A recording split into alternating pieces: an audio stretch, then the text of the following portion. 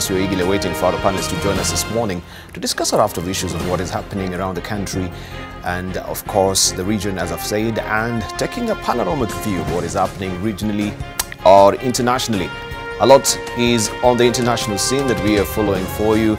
And maybe just to hear from Dr. Mumunzao. Good morning. Nice to see you this morning. Very well, Debarl. Thank you very much for joining us. Right. I know you've been keeping your eyes peeled, and of course also looking at what is happening as far as security is concerned. What is top-notch on your mind as far as security is concerned here in the country, in the region, and entire world? Good news for Ethiopia and Eritrea, right? Open borders finally. Happy, good neighbors. Yeah, there are a lot of moving parts, but the most countries do is to get to the negotiating table, and if countries are not negotiating, they might have to go to war. But for the most part, it's looking up. The picture on Ebola, though worrying, in central, in DRC. Yes. Because that's a human security issue. We still have things not very tight, very working out very well in South Sudan. There are many things that are going on out there. Yes. And, world diplomacy with Trump telling off ISIS. But all the same, we hope we're going to be able to stabilize our economy. Fantastic. Yeah, because of human security. Right. Human security also in Zimbabwe, cholera outbreak. Right. There's a warning over there as well. We'll give you all the gritty details as well. And of course, also looking at Uganda and what is happening with Bobby Wine, who says that the US military should pull out, or they should not be working collaborating, I should say, with the Ugandan forces as well. That is another development that we want to follow as well. That will be happening, of course, on Standing on Guard.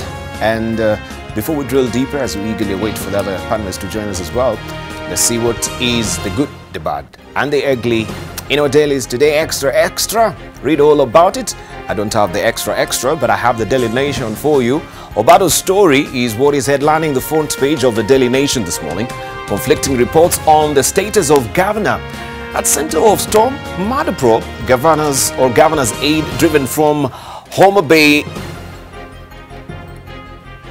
to same station with his boss, but both are kept away from each other in day of detective drama. This story is on page 2 and 3 of the Daily Nation today. Is he under arrest? That's the problem question. Conflicting reports on the status of governor at center of storm. And you can see a related picture here where we can see Migori Governor Okoth Obado is escorted into a police car by detectives after he was questioned for close to 8 hours in Kisumu yesterday in connection with kidnapping and murder of a university student. And we can see the chap-fallen face there also of Oyamo, haunted man, short freedom.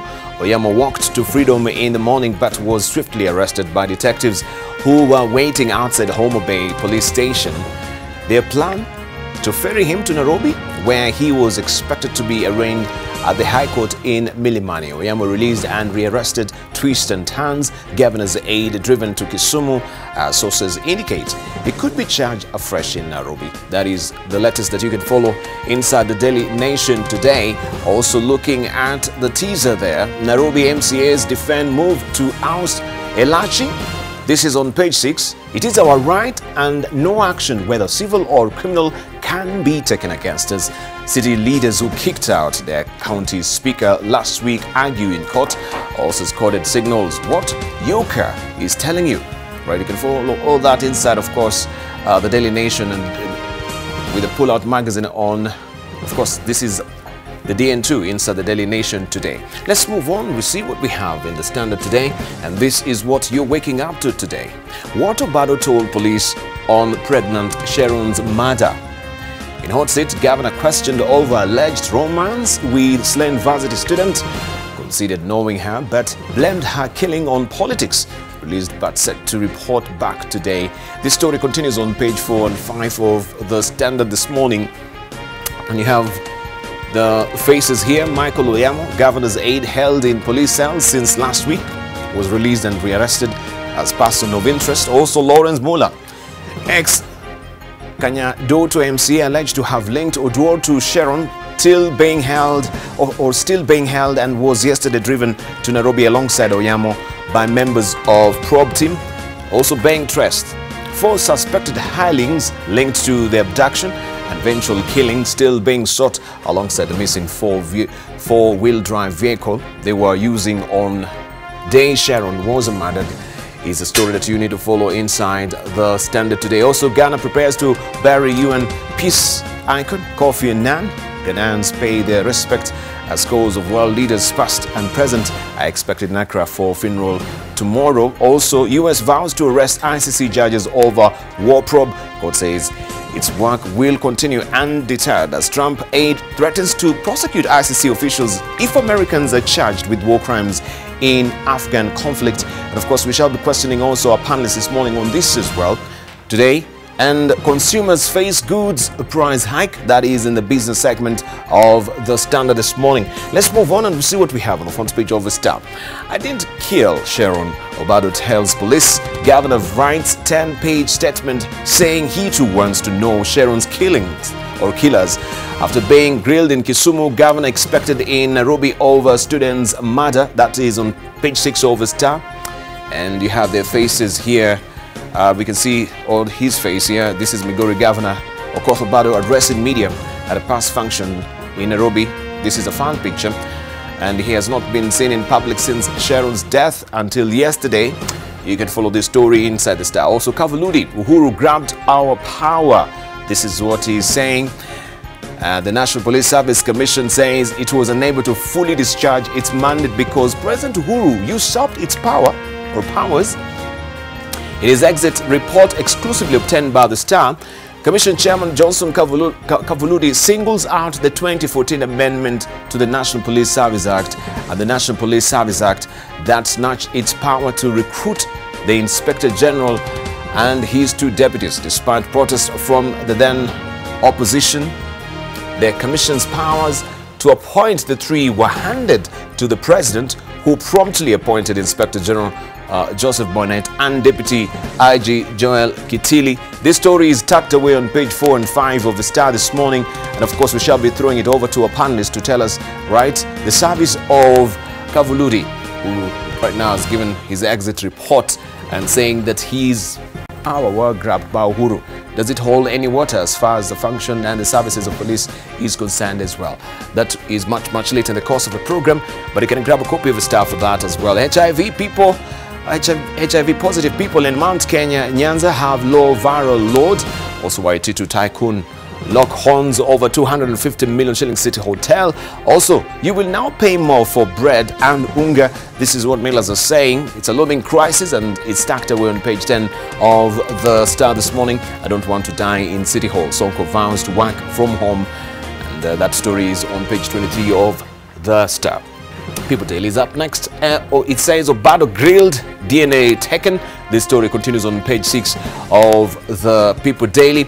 Also, police officers get pay rise, and it's all tabbled here on the front page of the People Daily.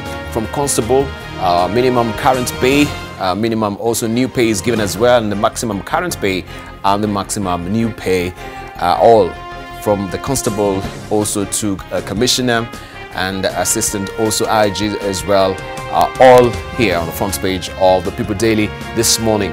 Also, CS reverses order on water cut to Mount Kenya region. Governors from affected areas protest dismantling of obstructors in catchment areas, says it had disrupted supply. That story continues on page 4 of the People Daily this morning. A quick look at the Taifa Leo, and this is what is on the front page of Taifa Leo. Obado banwa. It's the splash today. Governor ahojiwa kwa saa 7, achukuliwa sampuli za DNA kuhusiana na mauaji ya mwanafunzi. And this story continues on page 2 of Taifa Leo, and you can see him also here being escorted into his car there, or police car. That is Governor Okoth Obado wa Migori akiingizwa kwenye gari la maafisa wa upelelezi jana jioni baada ya kuhojiwa. You can follow this story, as I said, on page 2 of Taifa Leo. We move on now to business, and this is what is a splash on the front page of the Business Daily today. Kenya warned against removing petroleum tax. Moody's says move poses danger to country's physical credibility. All right. We are on the horn of dilemma there. Kenya may be forced to triple its borrowing requirements and at a much higher cost if it postpones imposition of the unpopular value-added tax on fuel in the wake of ongoing dilution of its public finances, experts have warned. Rating agency Moody's says in a new analysis of Kenya's fiscal position that annual borrowing could hit 20%, that is 1.77 trillion shillings of the gross domestic product, or triple the budget or budgeted deficit of 559 billion shillings if it fails to implement key reform measures. That is a story that you want to follow on page 4 of the Business Daily. This Moody said will not only be because Kenya won't be able to raise 71 billion shillings that it seeks to collect from the new fuel levy, but also because a souring of relations with the International Monetary Fund will weaken the country's rating in global financial markets, significantly increasing the borrowing expenses. You can follow this story on page 4 of the Business Daily this morning. Also, acting boss for Vodacom TZ as Mulenge waits, Telcom's operator Vodacom Tanzania has appointed an acting managing director after it failed to unlock a work permit stalemate that has kept Safaricom Sylvia Mulenge from taking up the position 5 months since her appointment. The Dar es Salaam Stock Exchange listed Telco, which is majority owned by Vodacom Group, said that Isham Hendi will hold the position until the issue is resolved. And this story, you can follow it also on page 4 of today's Business Daily.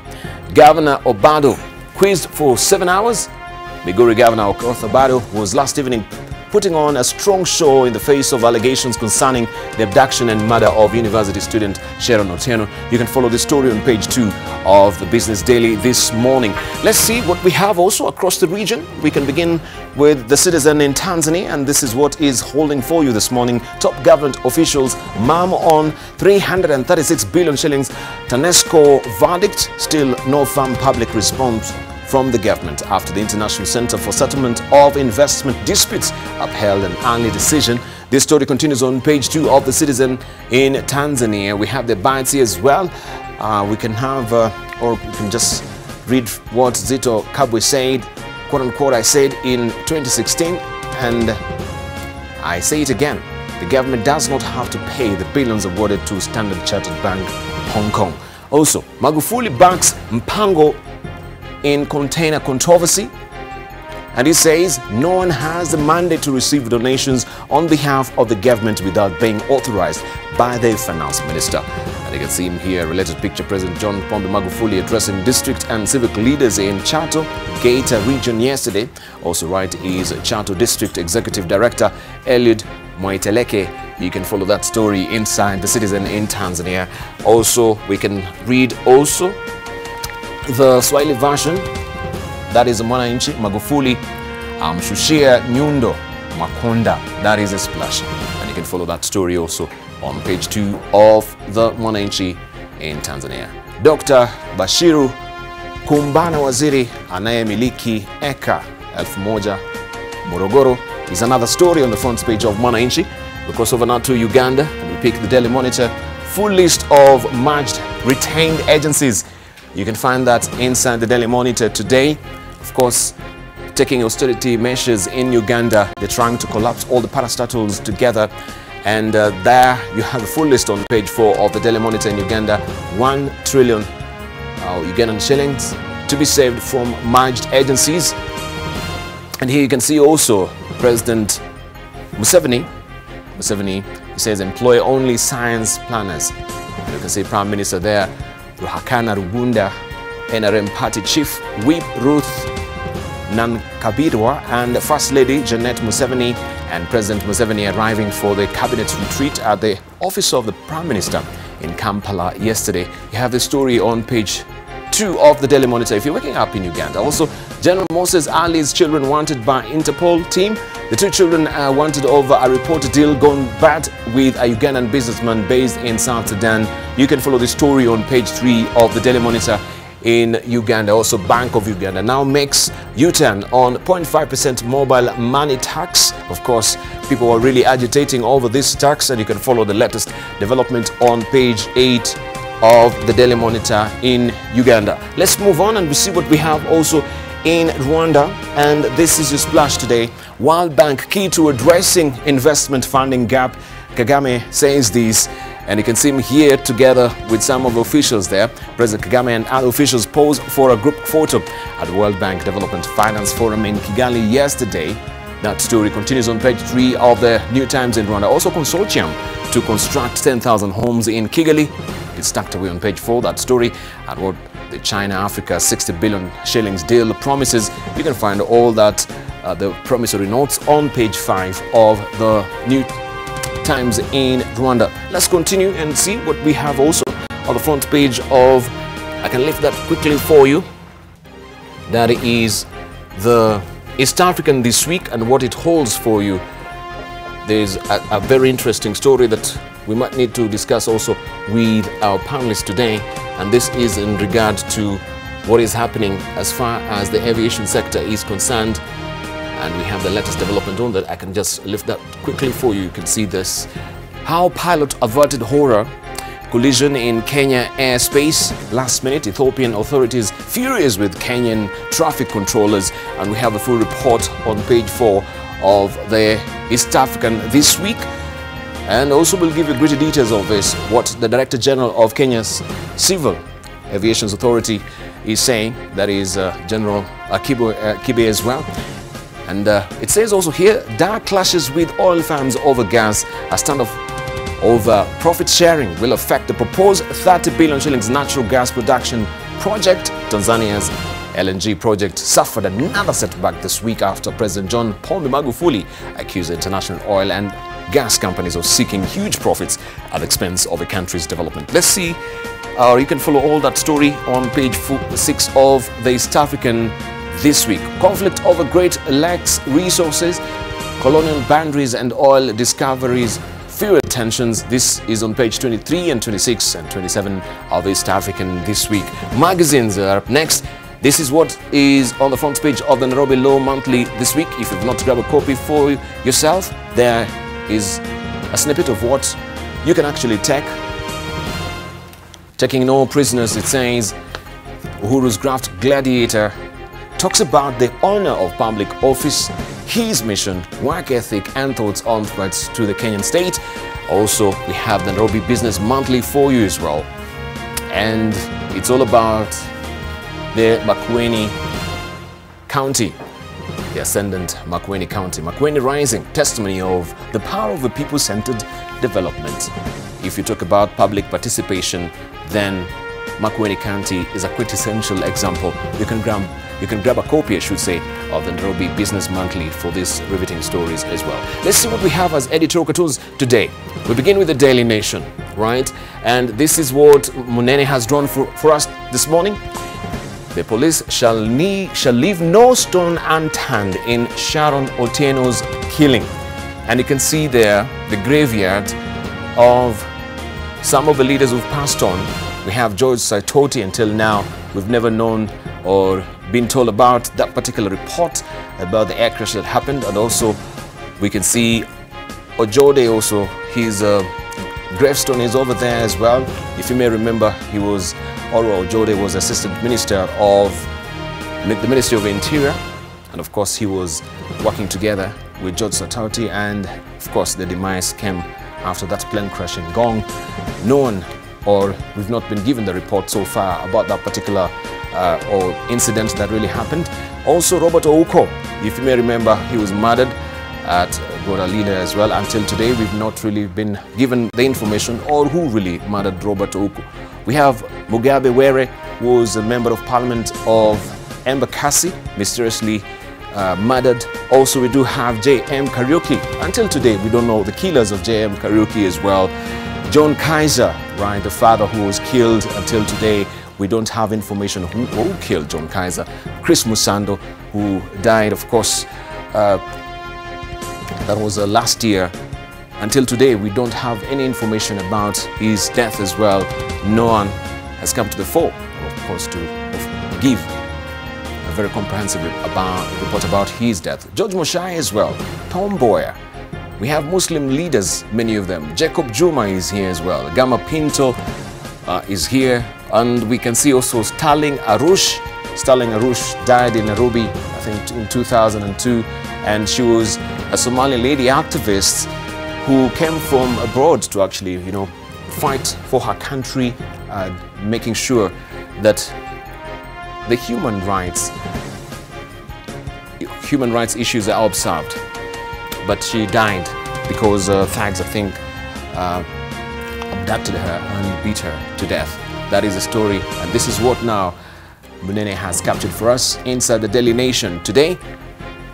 Your editorial cartoon. Also, we do have Stano with us this morning, and this is what is drawn for us. Elachi and the MCAs, this is how they were. MCAs at war to remove Elachi from office. Right, I'll leave it for you to decipher this. Is Elachi responsible for the fuel levy?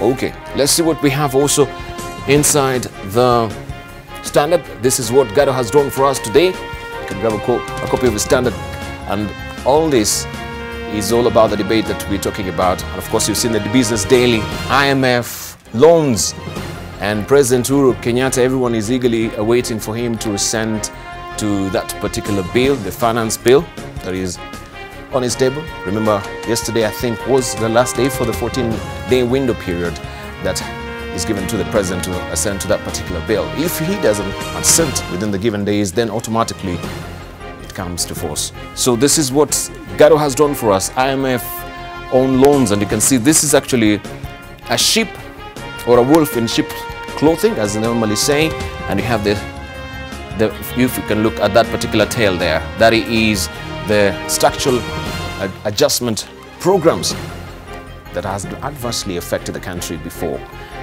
Let's see finally what we have in the Star, if I grab that for you. And this is what Victor has drawn for us today. All right, women should give up contraceptives, John Pombe Magufuli says. And this is what has been drawn by Victor for you inside the Star today. So make sure you grab a copy of that, and this riveting, of course, a copy of the dailies for these compelling, riveting stories that we have for you this morning. For now, we sing for the fences by looking at the highlights. The Migori governor grilled for more than 8 hours over Sharon Otieno's murder. After 20 years, Ethiopia-Eritrea border reopens. And Zimbabwe declares cholera emergency in Harare after death toll rises to 20. Hello, good morning. I'm Debarl Inea. Senior police officers spent the entire day, that is yesterday, questioning Migori Governor Okoth Obado in Kisumu, only releasing him last evening on police bond. His personal assistant Michael Oyamo and former Kanyadoto MCA Lawrence Mula have, however, been transferred to Nairobi after court appearances on Tuesday and Monday. NTV's Zainab Ismail starts us off. For close to 8 hours, Migori Governor Okoth Obado was grilled by investigators at the Nyanza Regional DCI offices in Kisumu over the murder of 26-year-old Sharon Otieno that has now caused outrage across the country. Obado was seen walking out of the DCI offices at around 6 p.m.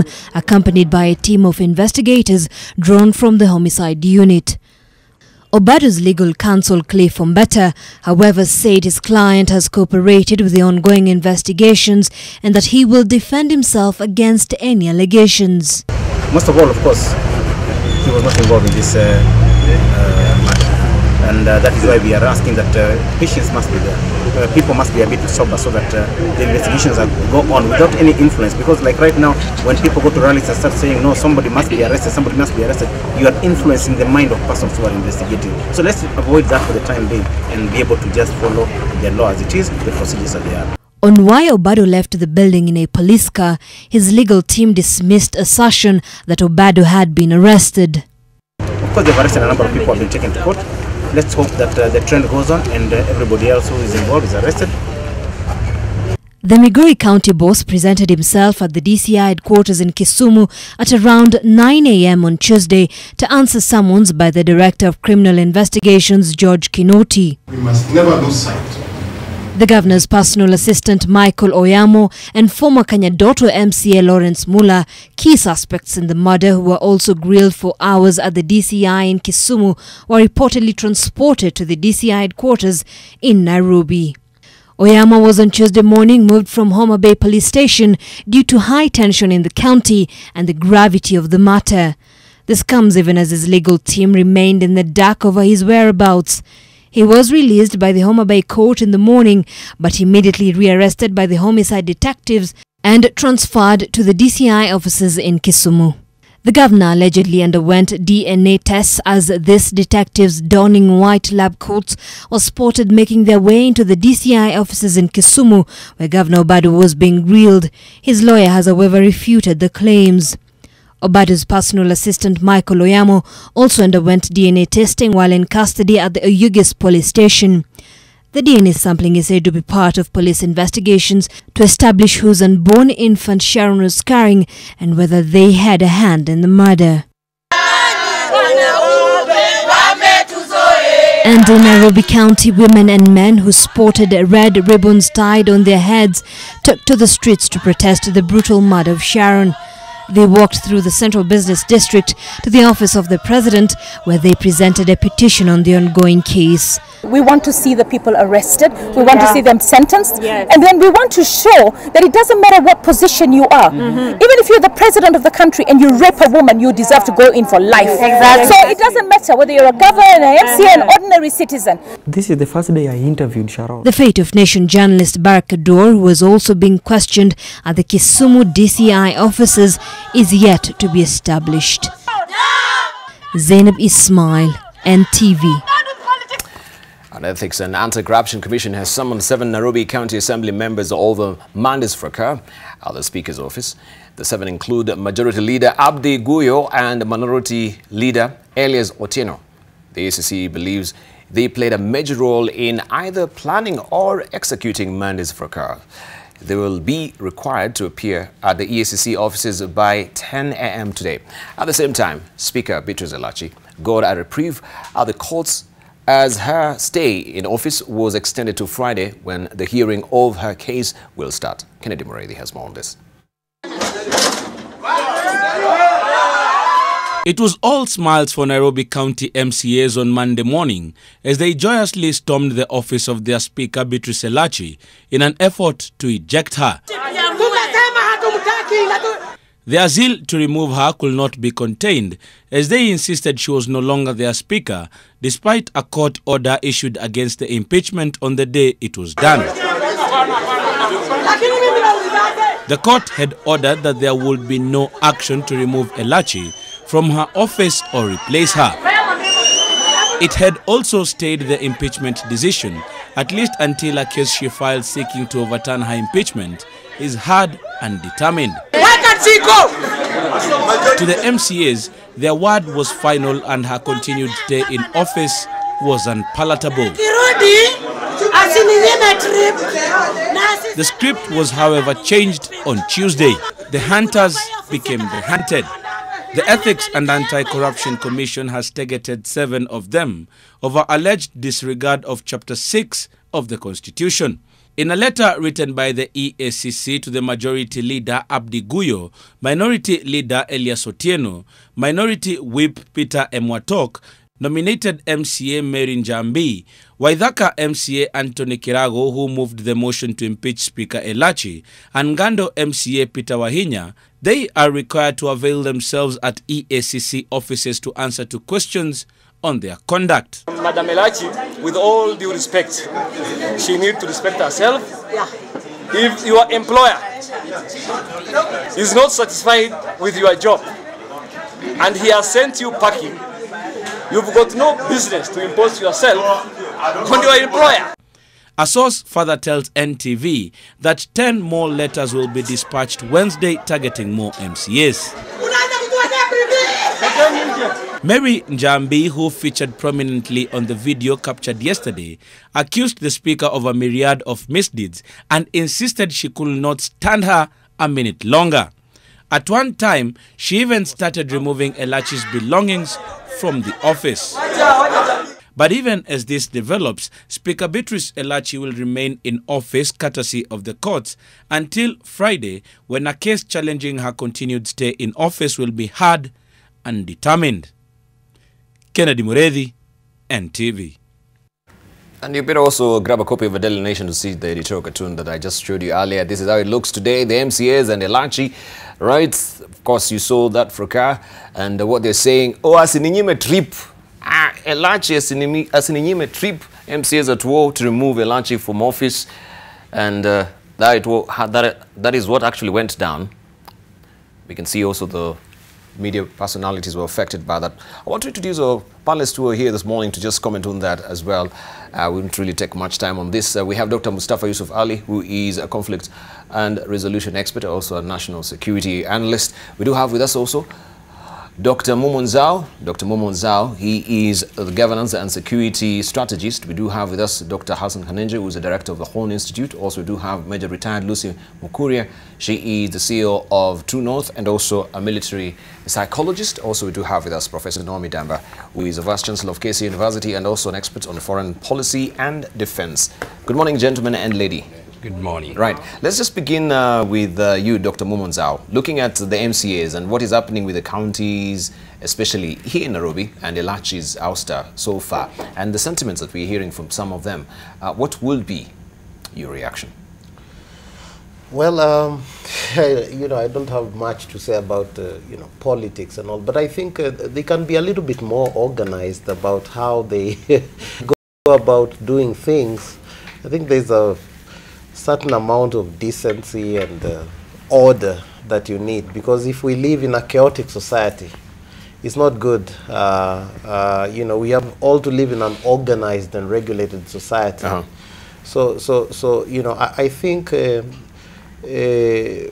know, I don't know the merits of the issues in there, but you know, I don't know those people, but I think they can be more organized and decent so that they don't have to cause all this hula baloo, and to show good example, you know, to citizens and so on. I think it's a good thing. Civility is good for the country. Right, civility.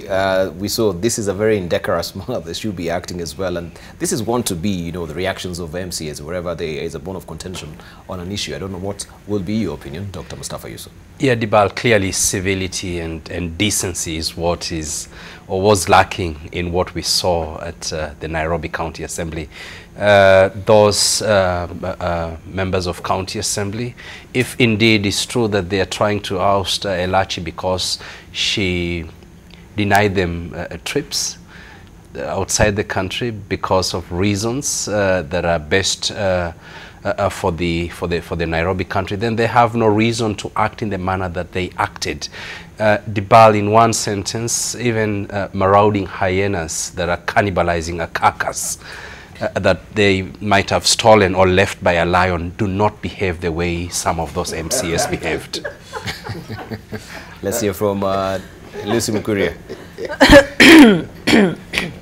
Well, I think for me, looking at what was happening there, it's actually disgusting. And for me, it goes to how we have completely disregarded boundaries, personal space. No matter how much you disagree with somebody, there is no way that you are allowed to attack the person physically. We seem to not recognize this. We seem to ignore it. We seem to think it is our right that if you disagree with someone, hurt them physically. This is wrong, and these people claim to be leaders. They are not my leaders. Anybody who is under them should disown them, because that is not behavior that anybody should model. People should be able to disagree without getting physical. I think it is uncouth. It is barbaric. Right.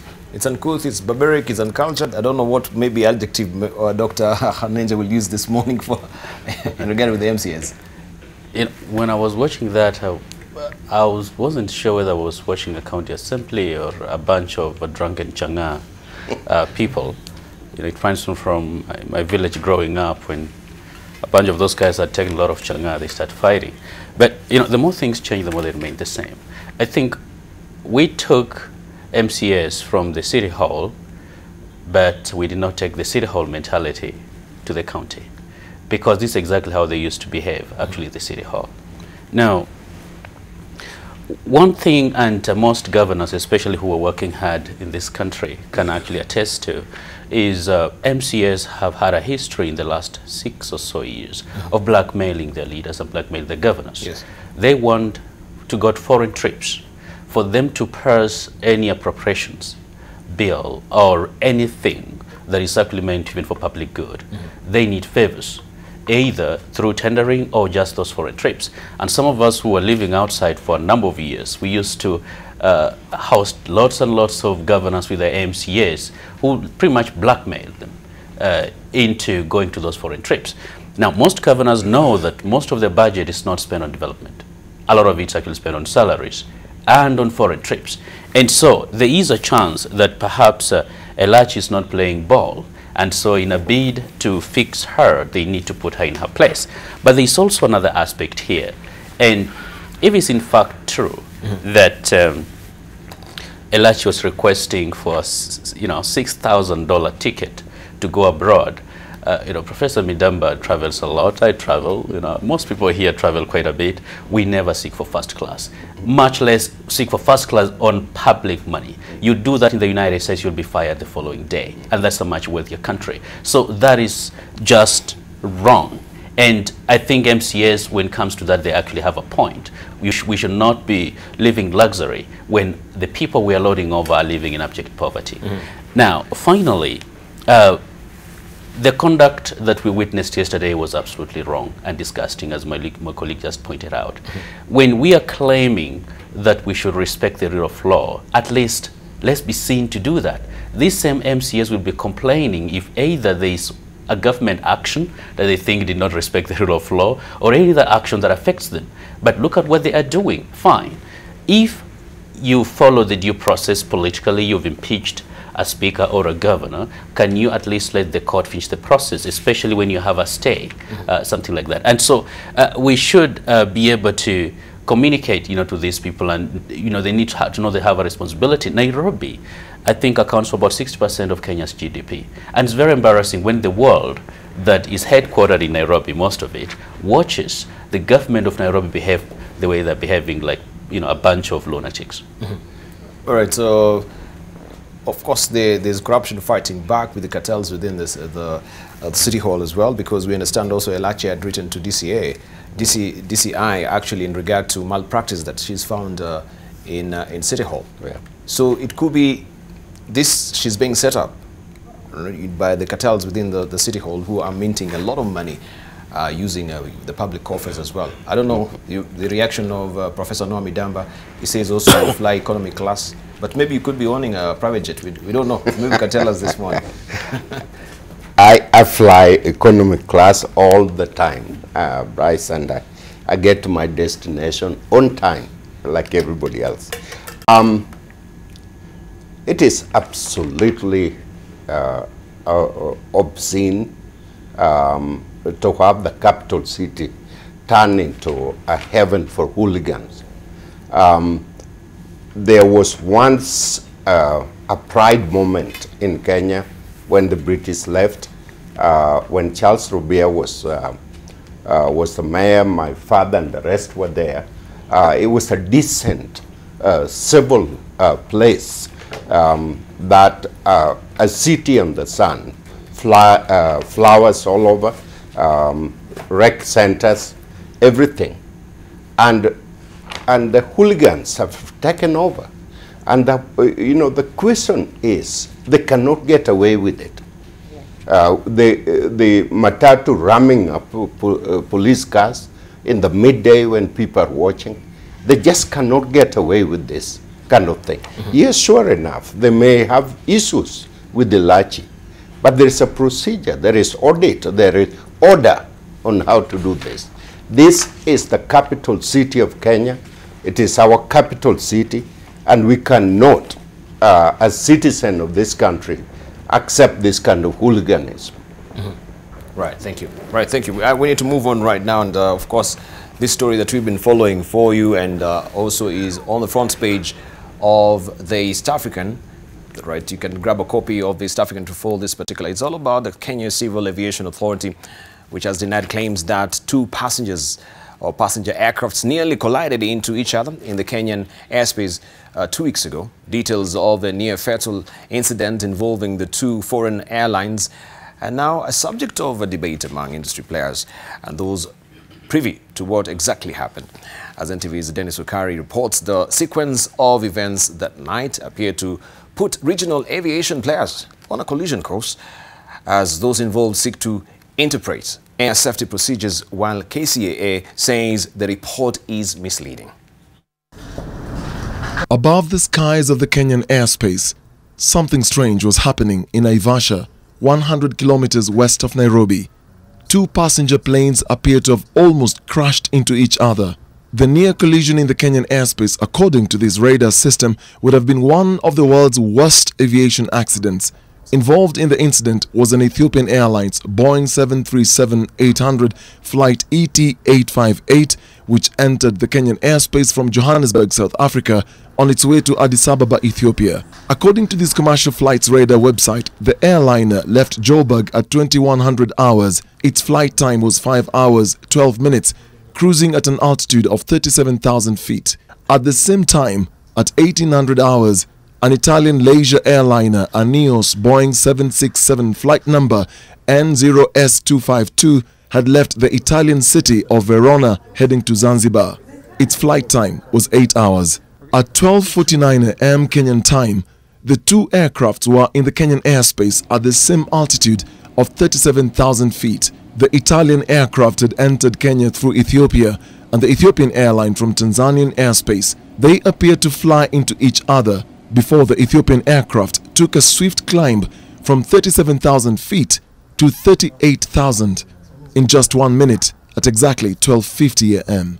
The pilot appears to have maintained that altitude for at least 5 minutes.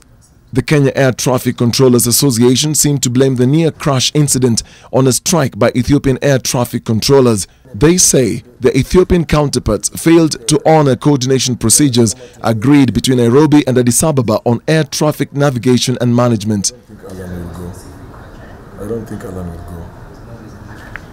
And this story is well fleshed out for you on page 4 of the East African. This week, there you have the report from Dennis Okari. Near mid-air crash puts Kenya and Ethiopia on a collision course. Nairobi blames it on striking aircraft or air traffic controllers in Addis. A view Ethiopia rejects. And tucked away also, this was saying that the Italian airliners, we've heard, approached and entered the Kenyan airspace from the west side using 370 of course, L, but it wasn't informed by the Ethiopian Air Control that an ET flight was also using the same altitude east side as it crossed over Kenya heading to Addis. This was a serious breach of safety, a source in the Kenyan aviation sector, of course, told the East African. You can read the rest of this and how it has really sparked, and ruffled feathers across the region as far as aviation safety is concerned. And all the gritty details are given here. All the altitude and speed playback for both flights also are shown inside the East African this week. Serious breach, it says. The Italian airline approached and entered the Kenyan airspace from the west side using 370, of course, altitude there. You can follow that story inside the latest, the East African that we have. Let's see what is happening internationally. Of course, we'll begin in Ethiopia as well.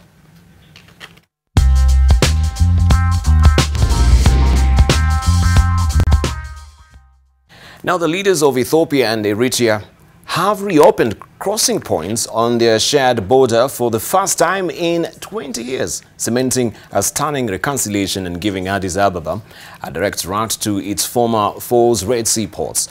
After opening the border, Ethiopian Prime Minister said...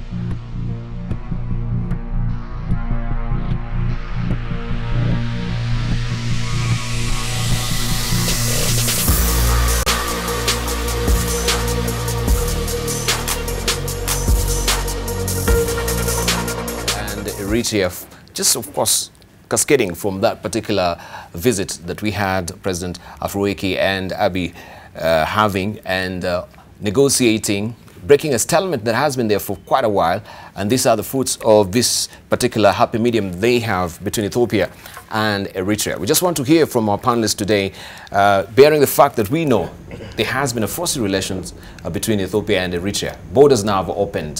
What does this portend for Eritrea and Ethiopia? Dr. Mustafa.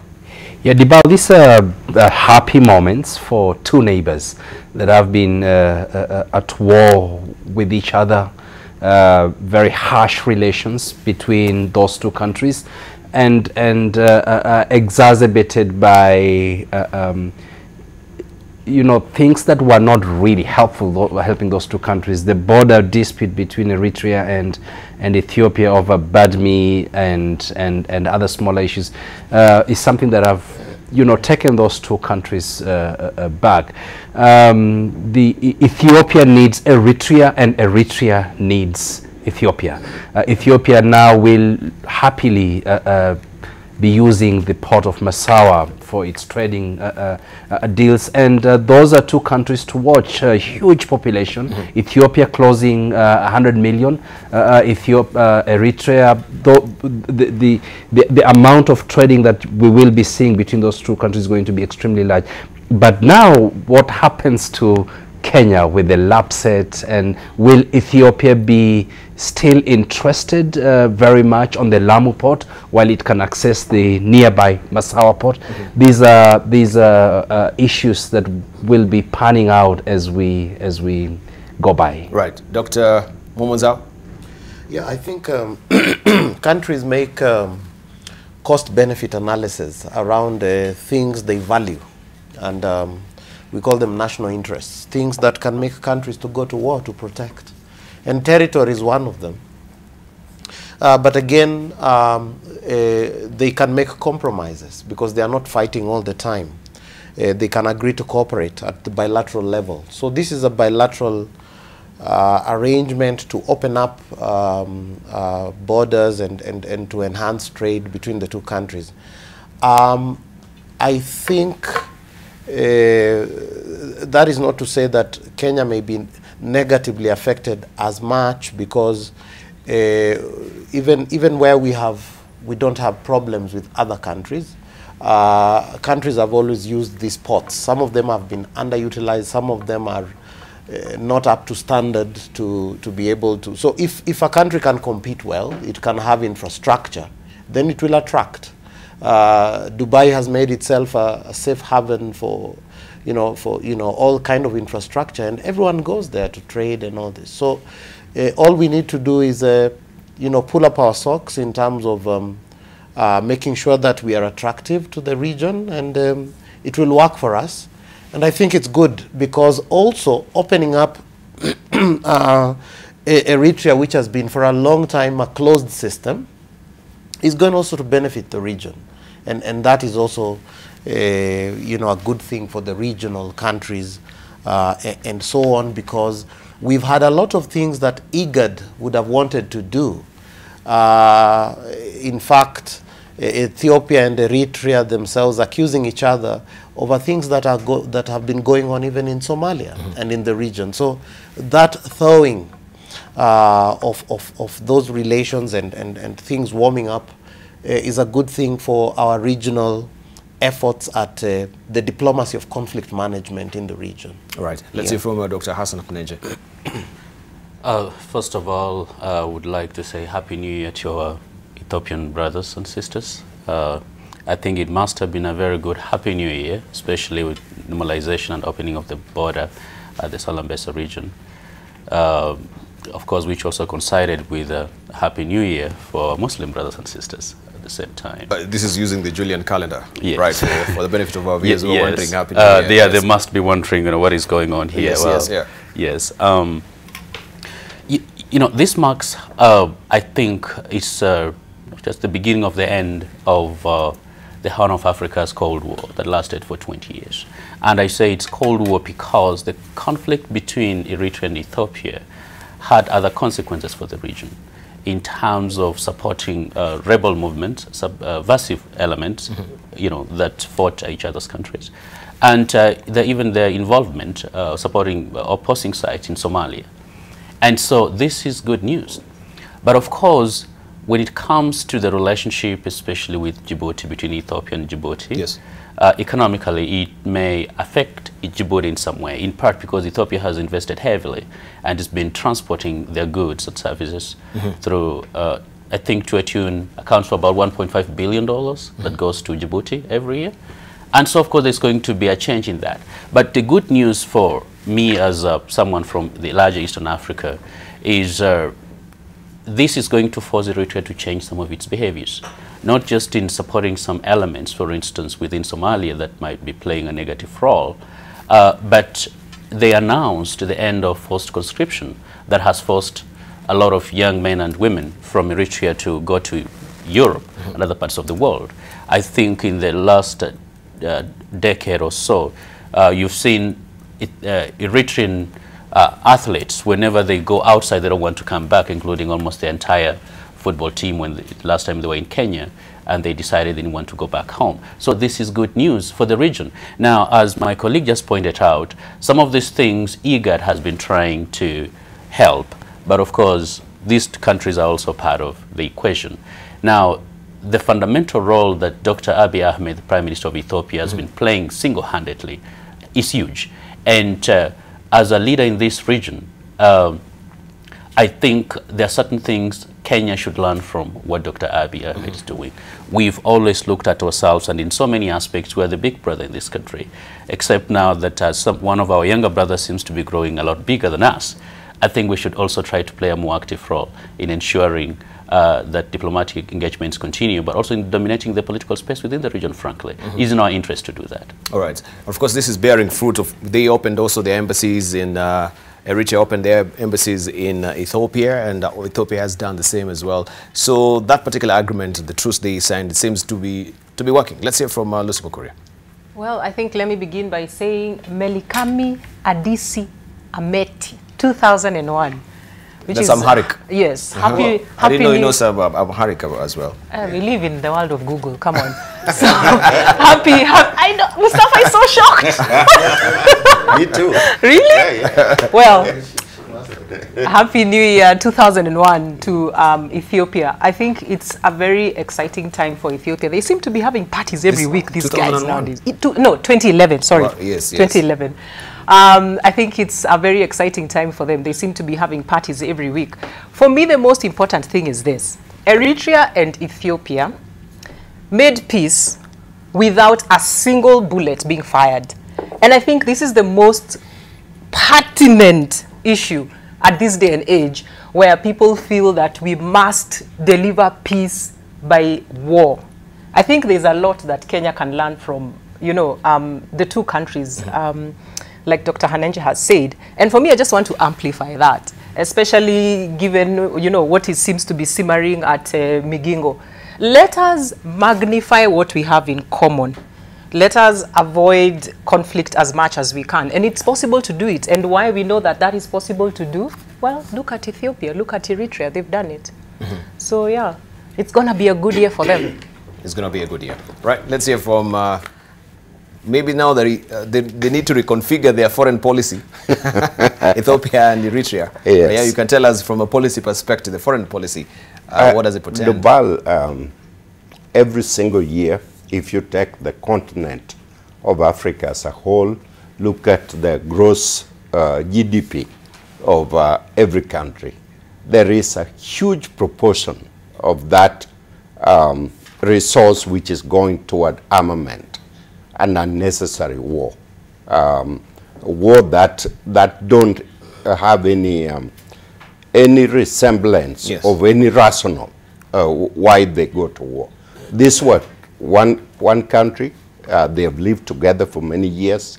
They have similar culture in many ways, and all of a sudden war broke, and the two countries have fought, and a lot of people have been killed. A lot of young people have taken their life crossing the Mediterranean and going to the Middle East, living in some really scary way. And so Prime Minister Abiy amplify what all African leaders ought to do. He's taken a bold step to say enough is enough. We are going to live peacefully and we are going to trade with each other. And congratulations to Prime Minister Abiy, and the rest of African leaders need to take a note of this so that we can turn this continent around.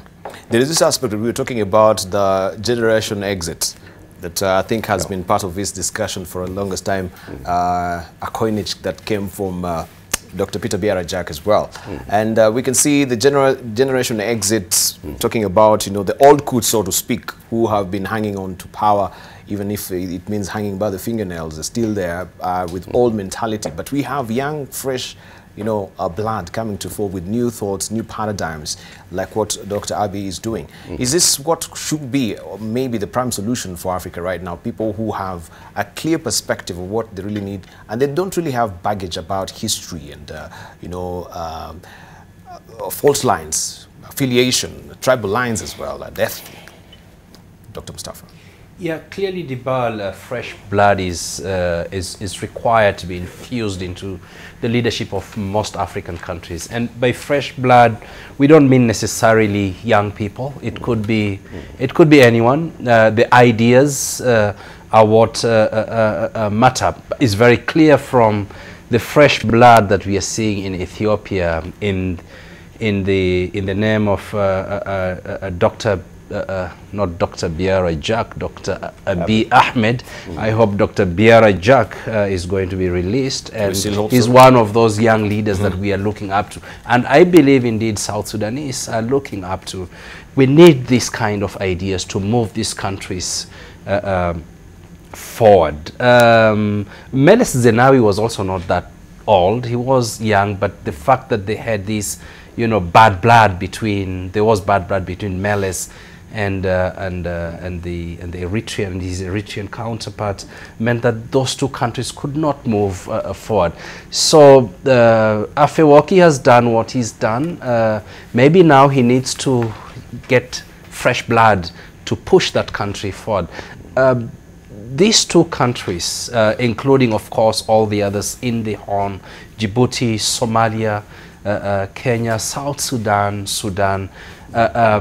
if they can take care of the leadership and have visionary leadership, then the Horn of Africa is going to be a very different place. The kind of people that you see in eastern parts of Africa, by nature very hardworking people, exposed, educated, relatively educated compared to other Africans, and this could be a region that propels the rest of Africa in due course. In due course. Right, I think we need to take a short break right now, some few seconds to 8 o'clock on the nose. When we circle back, of course, we continue with looking at what is happening as far as security is concerned, I should say, here in the country, of course, in the region. We've started with Ethiopia, and we'll take a keener look on what is happening also in Uganda, and also what is happening in Zimbabwe as well. That is on the other side of a break. Remember, you can use the hashtag AMLiveNTV, and our Twitter handle is AMLiveNTV.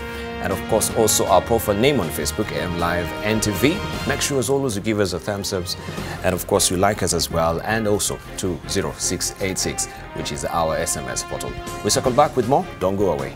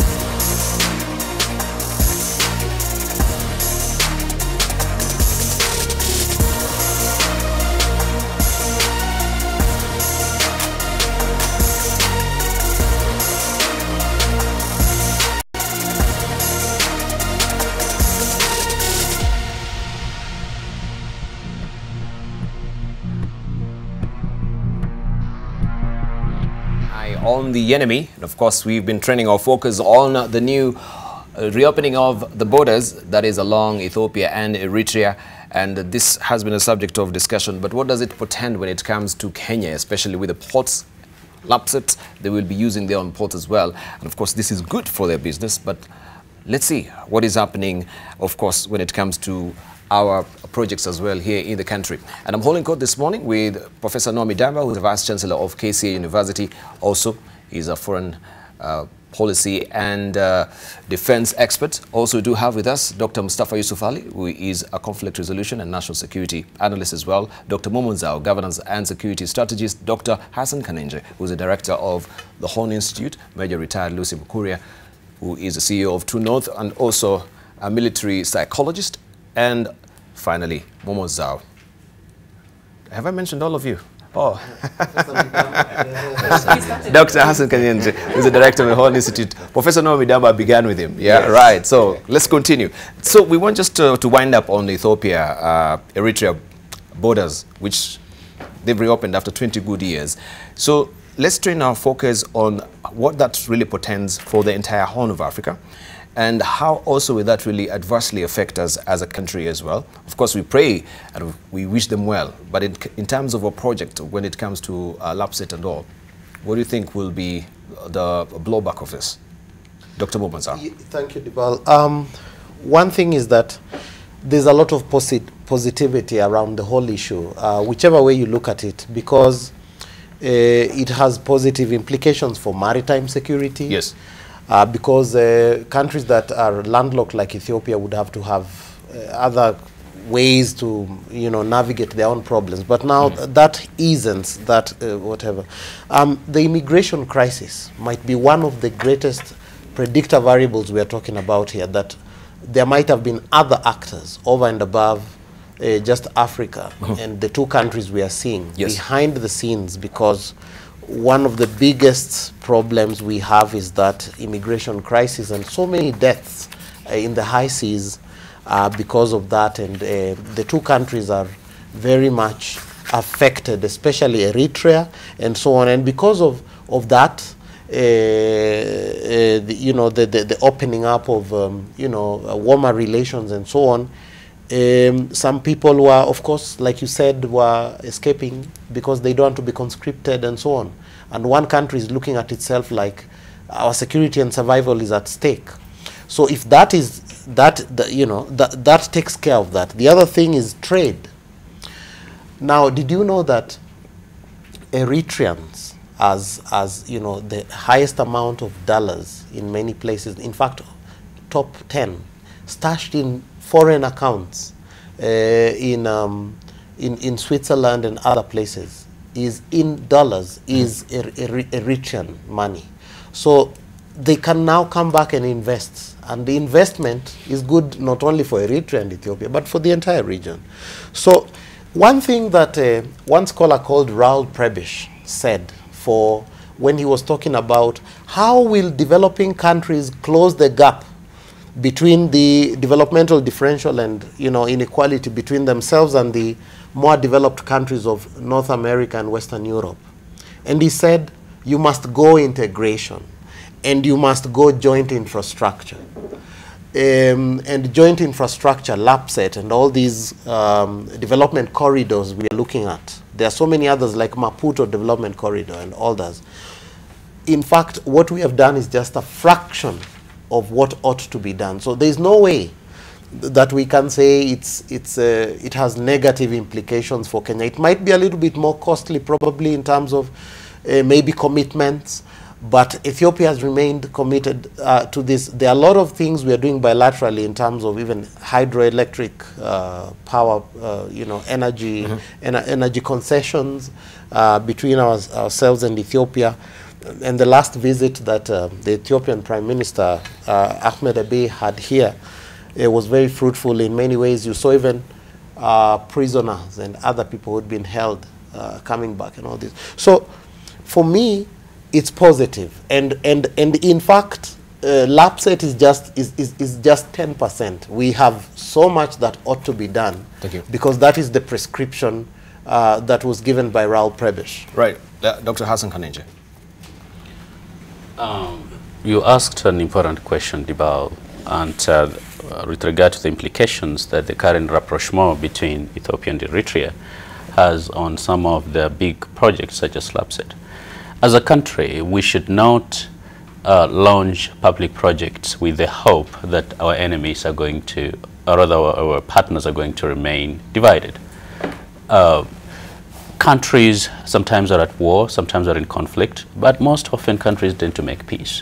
And so this was bound to happen at one point or another. I want to believe that it is something we also thought through it. But at the same time, I think we should always stay open to possibilities such as those ones.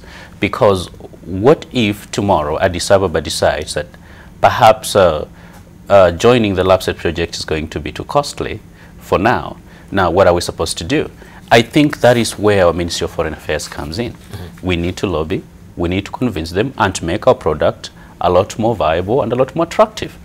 You know, we've had countries, including ourselves, we've been persuaded by Western powers and some other countries, even in Asia, to get into something that was actually massively expensive, but because of the level of the type of diplomacy that was conducted, yes, especially in convincing us to buy into it, you know, we're finding ourselves into it. And so, as government, we should also become a lot more proactive and aggressive in actually marketing the kind of projects that are for national good. Now, LAPSET was a transformational project. It is not just one thing. It's a $25–30 billion investment. It's something that can actually change the face of the country. Of course, certain things have not gone the way we anticipated. South Sudan today is in turmoil. We don't know exactly what is going to happen. But because it is critical for us to succeed, I think we should remain focused, we should remain aggressive in ensuring now, if Ethiopia has an alternative, how can we make this more attractive? If South Sudan is in turmoil and it's stalling some more projects, how can we help them fix their problem so we can actually get our agenda on track? But I don't think we should shy away from it just because people are making peace or making war. Okay. Ms. Mukuria, briefly. I just want to co-sign what every of my colleagues has said.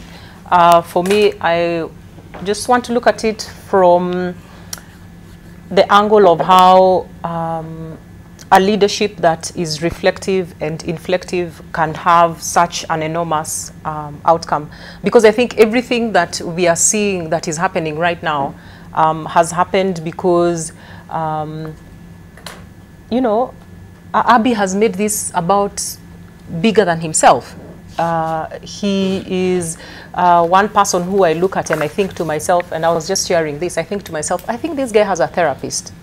Like, seriously, yeah, honestly.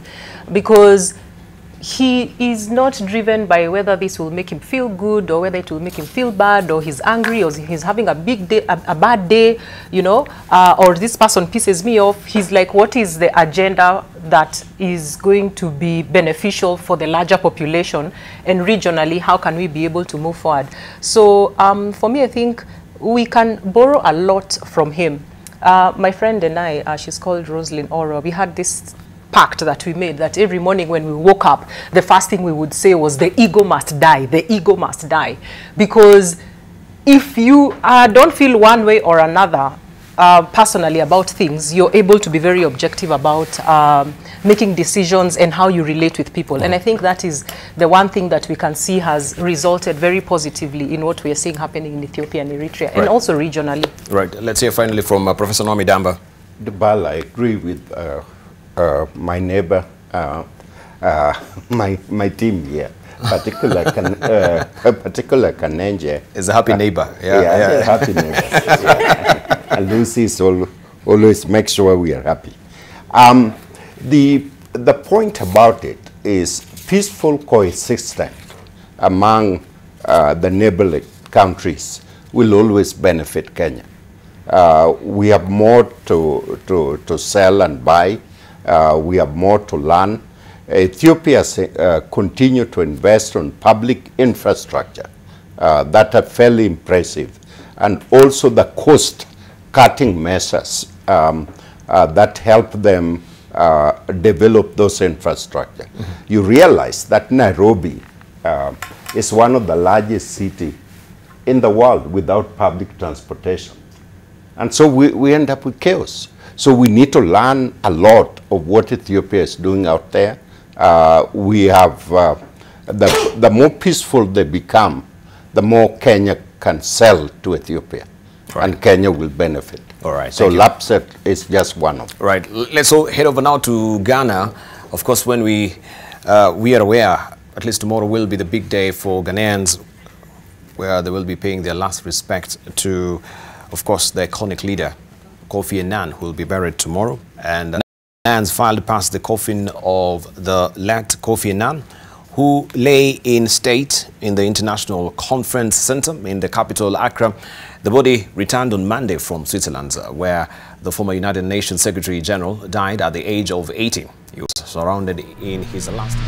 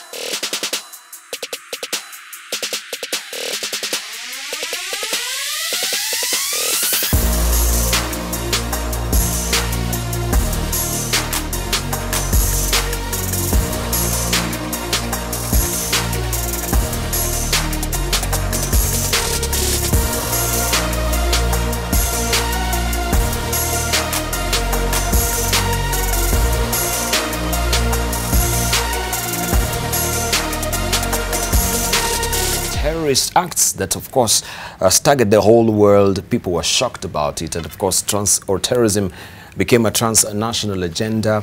And we want just to hear from our panelists, what lessons have we picked so far from, of course, that act that happened in New York, and we had the Twin Towers really come crashing down, all the two of them, and we had ground zero as it is today.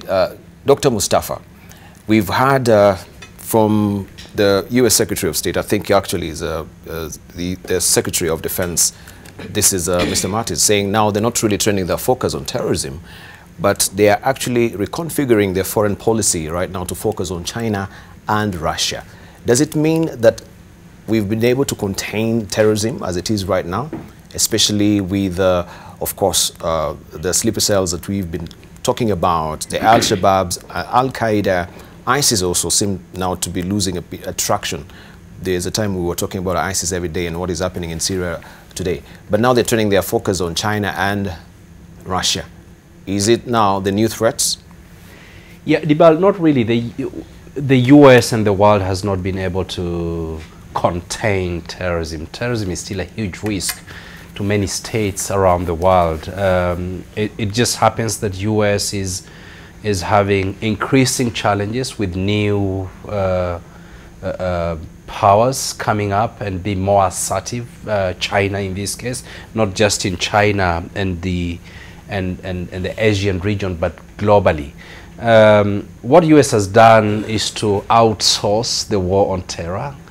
In some cases, privatize the war on terror, which in my view is pretty much dangerous when we privatize certain kind of wars, because non-state actors or business enterprises like Blackwater and others, do not and cannot be party to Geneva Conventions and other rules that govern the conduct of war around the world. Today, Debarl, compared to September 11, 2001, we have many more terrorist groups that we didn't have then, much more dangerous. Al-Qaeda is reconfiguring. It's by far still the most dangerous terrorist outfit, even more than ISIS. US has stretched itself thin. The kind of policies that were put in place after September 11th, in my view, have failed, have been successful to some extent, and that's why we see Afghanistan today is in the state that it's in. Taliban is there is a resurgence of the Taliban in Afghanistan. US is encouraging its allies, the government of Ashraf Ghani and others, to talk to some of these terrorist groups, something that I think they should have done in the first place in 2001 before going to war in these countries. Iraq is a pale shadow of its former self, by far still very dangerous and at risk of new terrorist groups coming in. Debarl, there are still huge challenges. But what I observe from what is going on in New York yesterday is something that I think most countries should emulate, remembering their dead. They remember them by name. I wonder how many of those who have died as a result of terrorist attacks in Kenya are actually remembered by name in well-organized ceremonies like we are seeing in the United States of America. This is something that we need to do a lot better. All right. Let's hear from Dr. Momunzao. Yeah, I agree with Dr. Mustafa that commemorating and remembering our heroes, our fallen heroes in such fashion is not a sign of weakness, but a way to galvanize our patriotism against the enemy going forward. I know sometimes societies cannot outlive their, they cannot live beyond their means and so on, but we should continue to cooperate or lobby or work together with partners to ensure that we have a kitty, some fund, also for compensation and for helping out people who have died in the course of duty and people who have been victim to terrorism and so on. More substantively, 9/11 was the second major attack since that attack that took place on 7 December 1941 at Pearl Harbor. That attack was direct, even more direct, claiming round about the same amount of, number of lives, 2,000, more than 2,000, as the case was in Pearl Harbor. And for the first time, the U.S. Congress gave George Bush $3 trillion to recover and fight the war. The mistakes have been done in the process. It's not something you can rehearse every other day. But learning more from what has been, from what we used to call global war on terrorism, and now we are talking about a whole new paradigm where we are talking about more of preventing violent extremism and not just something that is about Islamic terrorism, but any other form of extremism out there, where even we are talking about attacks on Rohingya Muslims and people who just hate on others and tell others racist things and such things. They're all extremists. They belong to the same religion. Thank you. And therefore they are enemies of all humanity. I always say hosti humani generis. So for that reason, I think a lot of lessons have been learned. That's Latin. Since 2011. Yes, that's Latin. Yeah. Hosti, right. Hosti generis. Hosti humani generis. Enemy of all humanity. Thank you. I get to learn every morning. Right. Let's hear from Dr. Khanenje briefly on this as well, and maybe we can actually have a comparative analysis of how we normally handle or we esteem also our soldiers as well, because one thing that we can learn from the Americans is they are very proud about, you know, their soldiers. You know, when we have boots on the ground and we have one dying, like what was happening in Nigeria, and what happened also with not really a soldier but the pastor in Turkey right now, who was in the slummers, in the jails. They actually had a very frosty relations that was developing with Turkey because of one particular pastor that was, you know, in jail because of his faith and him somehow really frustrating, I should say, maybe the citizens or the authorities of Turkey because of him preaching Christianity there. But we saw the government really came to the fore to defend their own. And I've always said that even here in the country, we had our soldiers dying or our policemen dying in Baragoy. And for one good week, the bodies of the policemen were rotting in the thickets for one good solid week, 40 of them. If one, you know, fall in the act of duty, we don't give much esteem and much respect, you know, to actually show that we are a concerned country, that we value our soldiers as well. And I think also, Lucy, you can talk about the military. We know what happened in El Ade. Up to now, we know some of them that were captured.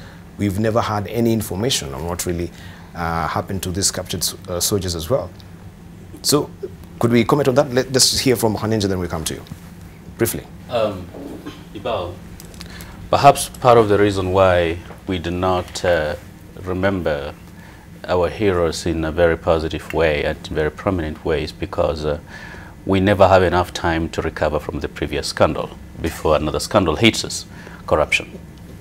And so we're busy thinking about corruption and what is likely to happen next. So we're always waiting for the other shoe to drop every time. Yeah, and so we're so preoccupied with that we don't have time. But as I've said before on this show, when we send our men and women in uniform in harm's way, we have a responsibility to cater for them while they are there, to provide for them for what they need, to cater for them when they come back and their families. Yes. And in case we lose them, because that is the ultimate sacrifice they would have paid for this country, we owe them as a country.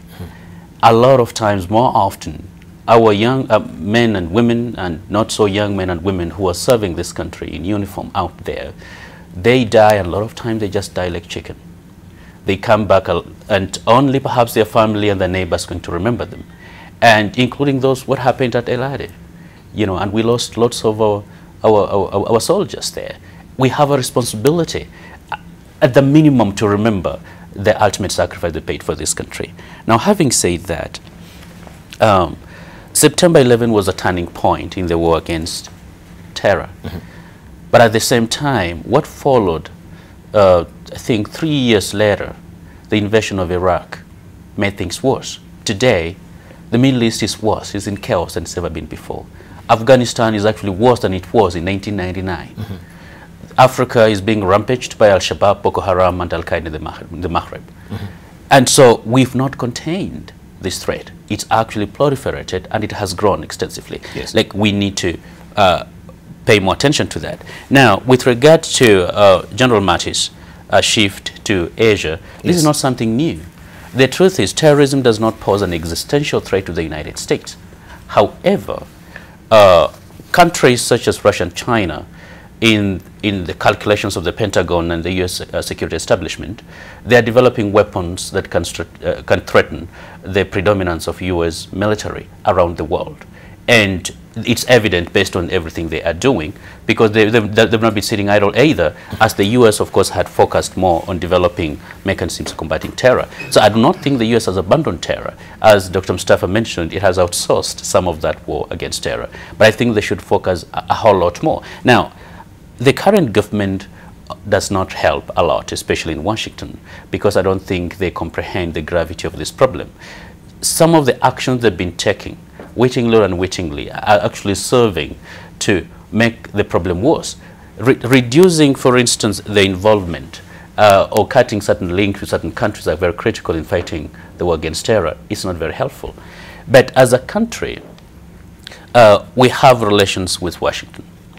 I think we should try to play up our advantages to see how best we can be able to work with them. I know Washington is still very heavily involved. They're still spending a lot of resources in this field. But I think we just need to find a better way, because we have much fewer resources. They have a lot of technology, a lot of military, and they have some resources that we can actually be able to use in protecting our own region. But having said that, as a country and a big brother in this region, we need to find a way of making sure that now, with the stability that's existing, that has been reestablished between the Horn of African countries, let's work a lot more closely in making sure that Somalia is stabilized, because that's going to go a long way in ensuring that Kenya becomes peaceful and stable and free from terror. All right. Well, they also, we know they're pulling out troops from Somalia as well. That is the U.S. Yeah, that's why I said, you know, sometimes the current understanding in the White House, you know, it is, I hate to say this, but that's the trouble when you have a man-child as the leader of the world. Man-child? Yeah. All right. Okay. Let's hear from Lucy Mukiria. Wow. Let me start with the most important bit that, of course, I have lived and I'm very familiar with. True North exists because there's a gap. There's a gap when it comes to taking care of veterans. There's a gap when it comes to honoring them. There's no question about that. I think let's be clear. There is a veterans bill draft that has been made. And my prayer is that when it is finally tabled, the representatives of the people of this country will make the right decision and do right by the veterans of this country. When it comes to honoring those of us who have paid the ultimate price, I will only speak of my own behalf and my own experience. After Westgate, the mental health department, which I headed, coupled with a segment of... headed where in the... No, just wait. With some therapists that came from the Red Cross, went round all the units to just be able to help the soldiers who are involved in that particular activity. So what I used to do was that when we arrived at any particular camp, I would actually take the whole team to where we had erected the memoriam for the soldiers. The one that has, you know, the rifle upside down, and there's the boots, it basically indicated a fallen soldier. And then their names that are on that memoriam. And we would go there, we would pray, and we would read out their names. What was interesting was that it was a very important activity for them, because it helped them to connect with those that had actually paid that ultimate price, and what that meant for them, that they did it for them. So we don't have ceremonies outside of the camp or as a nation that honors our departed soldiers. The rationale is that it will be able to empower the enemy, which, yes, you can see what he has said. But I think there is a way to honor our soldiers without, you know, when coming from a position of strength. And why not? The United States government, their military, has a website that has a roll of all the soldiers who have died, how old they were, their names, their rank, their ages, where they died, and how they died. And this is usually published immediately. The next of kin is informed. Right now, I can Google it, and I'll get into it, and I'll tell you which soldier died yesterday. So, but here in the country, we don't know how many soldiers died in no, LRD. that is not, because you say this also may be giving you know, the enemy an upper hand, or we don't want to really sort of emasculate the enemy. That well, that's the rationale that is given. But what about those who have made the ultimate sacrifice? What about their families? What do we give them? How do we raise the national feel of how so few are doing so much for so many? Right, thank you. Let's hear from Professor Naomi Damba. Debarl, the question is the world safer after September 11? Have we done enough to safeguard our future, ourselves, our children, for the kind of world we live in? I think to a certain extent, Debarl, there is much more awareness when you travel from airport to airport, from country to country. People are much more aware who's standing next to me, what are their intentions, and all that kind of thing. And that is important. But the world is much more dangerous, like my team say have alluded. Europe is unraveling. There are extremists coming all over Europe, including peaceful countries like Scandinavia. The language they are using is out of this world, never been heard of since the Second World War.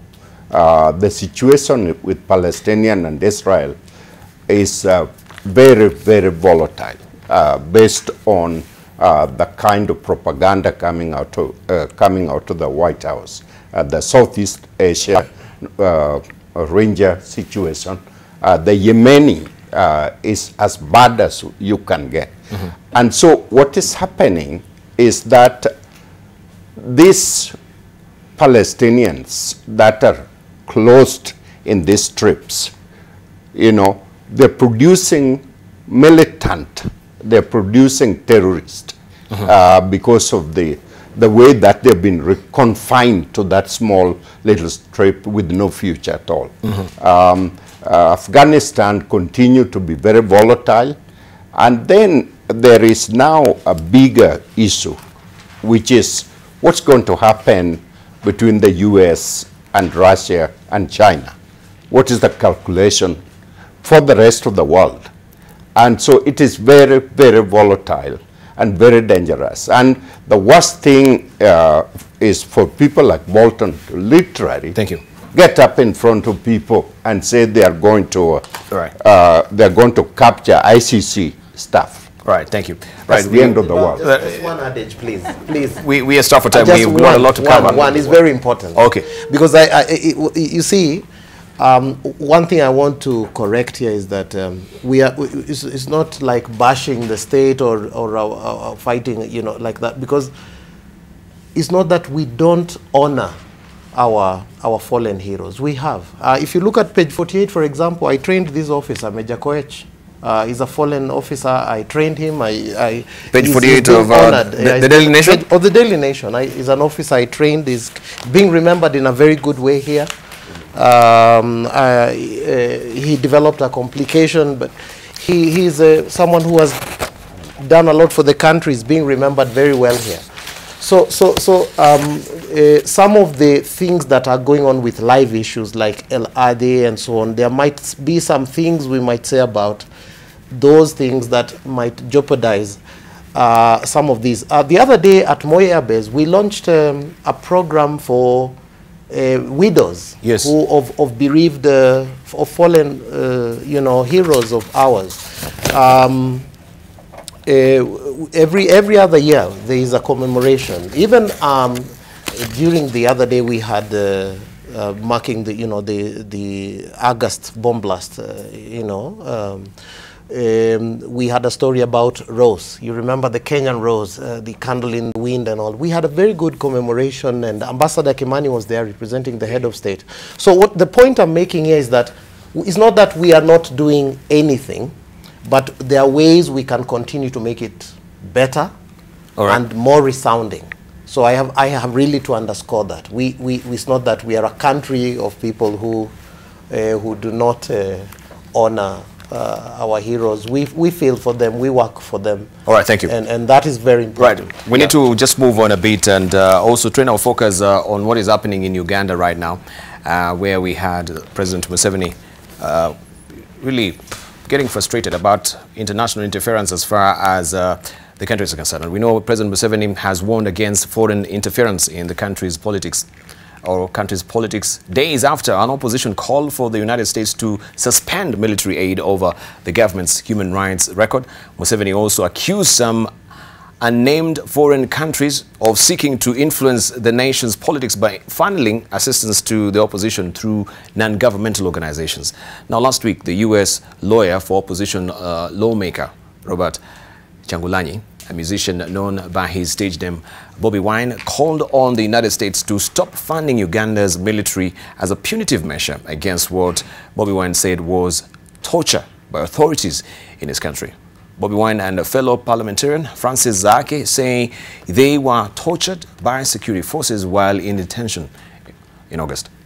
Let's take a listen. It is important that external players refrain from interfering in the internal affairs of other countries. Interfering in the internal affairs of other countries is morally and practically wrong. Morally wrong because the question is, what superior intelligence do you have to think that you can understand the problem in my house better than we, the occupants? If there is a problem in our house, we, the occupants, will solve it. Keep out. There has been so much talk about the torture by the security forces of people like Honorables Bobby Wine and Zake. This talk is in the media,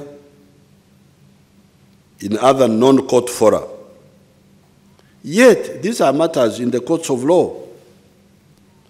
The questions in the minds of those who love fairness are the following.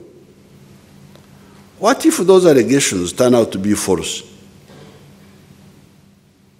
How will the accusers, local and foreign, rectify the injustice they have done to the security forces?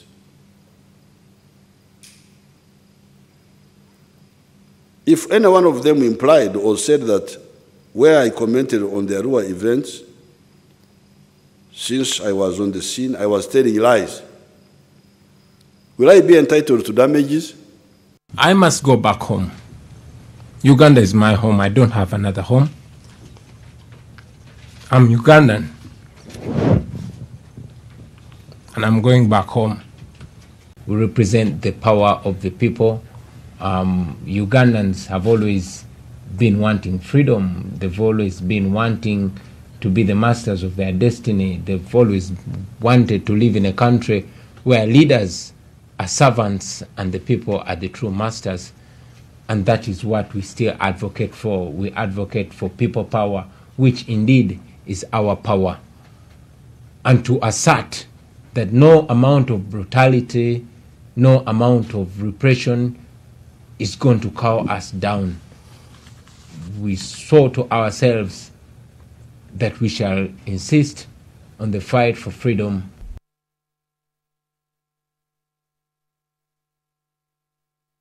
Right, let's just hear from Dr. Mumunzao on that development and what is happening in Uganda. Briefly? Yeah, there are issues of domestic politics that could be playing out in Uganda, but we need to be cautious that countries cannot withdraw troops because there are other higher ideals that states cooperate over and they value over and above some of these issues that have to do with domestic political issues that is not necessary really to delve on right now. Yeah.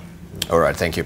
Let's also just still on U.S. See what this resumption of talks is all about. This is between President Donald Trump and Kim Jong-un, of course, of North Korea, where President Donald Trump has received a letter from North Korean leader Kim Jong-un about scheduling a second meeting between the two leaders at the White House, and wants it to take place. Of course, we have Sarah Sanders, the White House spokesperson, with more of this story. Let's just listen in. Yeah, the president has received the letter.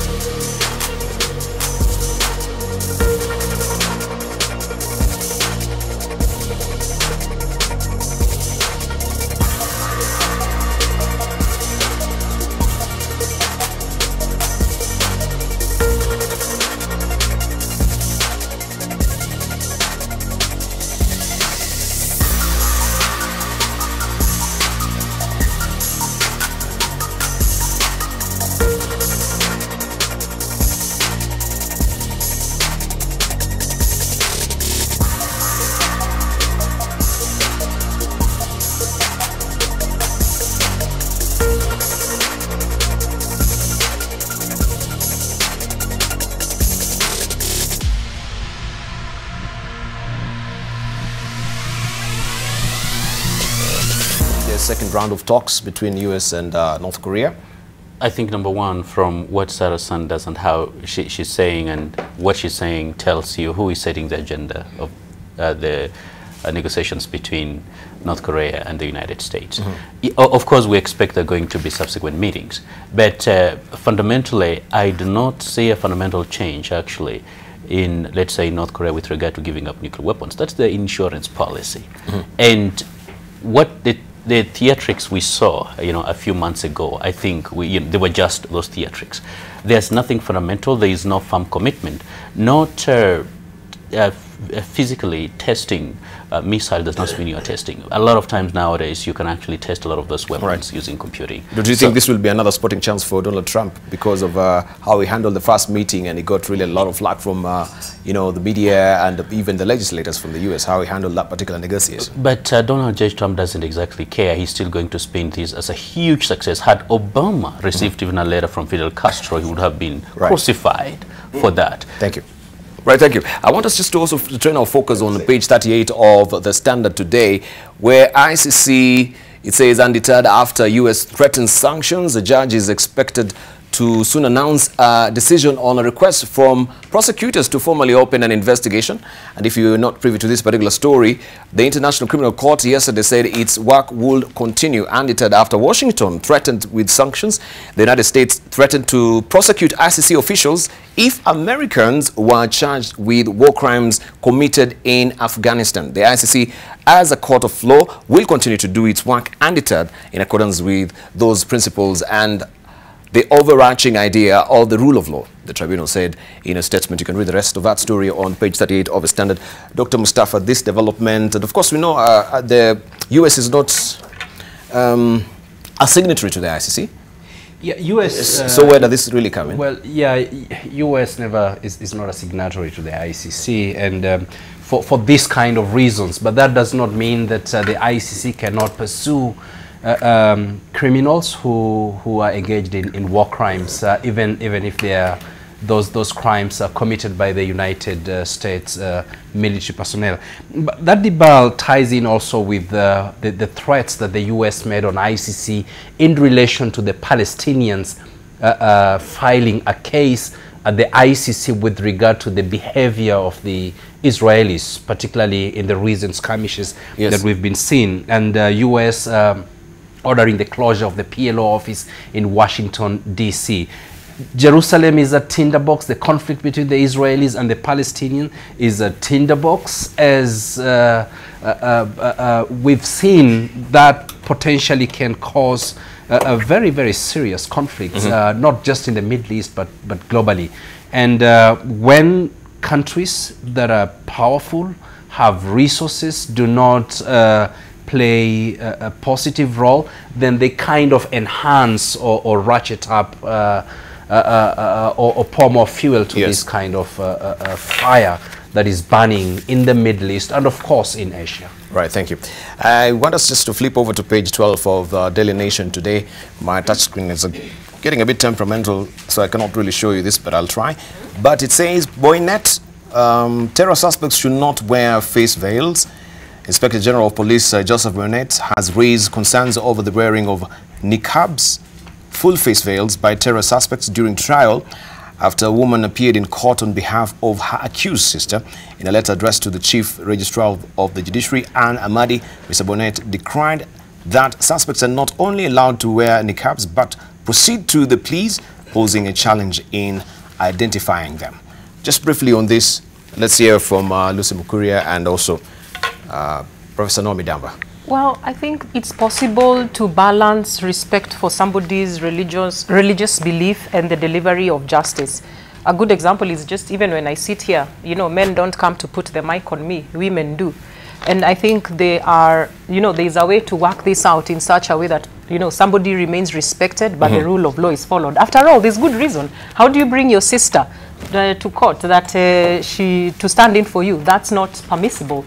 So there's a way to find that balance, and I think this issue should not be blown up. It does not deserve any more merit than, you know, what it has already been given here. It's not a big deal. But a genuine reason coming from the IG himself that we have people camouflaging or coming to represent their sisters or relatives. Yeah, Professor Naomi Daba, briefly. For net, there is an international standard on court appearance, which is followed by almost all countries.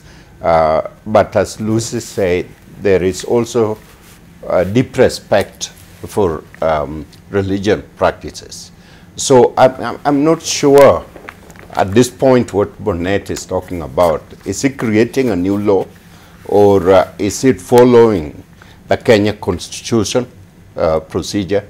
And so there has to be a consistency between the law of the country and what each one practices on. So right, thank you. I'm not sure what he's referring to. Okay, Dr. Mustafa, your closing remarks, 30 seconds in light of this. Maybe because the flag is reading, the move is likely to attract condemnation from Muslims. Well, Debarl, it's very important. Its colleagues have said that the identity of suspects are actually clear, and facial identity is one of those. And we always should separate between cultural issues and religious issues. Niqab is something that is also controversial within the Islamic within the discussions that we have. Is it a cultural garb or is it a religious garb? These are discussions that are on. Thank you. Dr. Mumuzao, briefly, 30 seconds. Yeah. One thing you need to understand is that there is the rule of law, and that is what, there's a separation, because Boynet, the IG, is appealing to another branch. He's appealing to judiciary. So it's not in his province. He's just saying, we bring people to you for this, and we think if you can handle it. So he's not really interfering. He's only appealing that something be done to make sure that things are done right. Because after all, it's not right for someone to come in and you have the wrong person in court. Yeah. It cannot be happening. So that's about now the courts. Thank you. To handle that matter well. Dr. Hassan Khanenje, briefly, 30 seconds. In our efforts to combat terror and violent extremism, we should not take actions that are going to militate against the very efforts we're trying to make. Now, there are two ways of doing it. You can always get a female officer to actually verify that. I don't think any person is going to be resistant to that. Number two, biometrics don't lie. You don't share fingerprints. Thank you. So you also can use that. Listen, Mukuria. My closing remarks have a lot to do with what has happened last week to Sharon and her fetus. A lot has been said, but for me, I have been very hurt about that issue, and I feel like we create certain grounds that make it possible for somebody to think that they can commit such an act and get away with it. And I think we really need to look into ourselves and reconsider once again what the value for life is. Naomi Damba. The city of Nairobi wants to have an efficient and effective public transportation system. The city of Nairobi is now crying for a proper metropolitan transportation system so we can reduce the amount of hooliganism and also incredible traffic jam in this city. Thank you. Thank you very much, your panelists. We really do appreciate your input this morning. Right. Thank you for that incisive, of course, insight on what is happening as far as security is concerned. My name is Debarl. Thank you. Have a lovely day.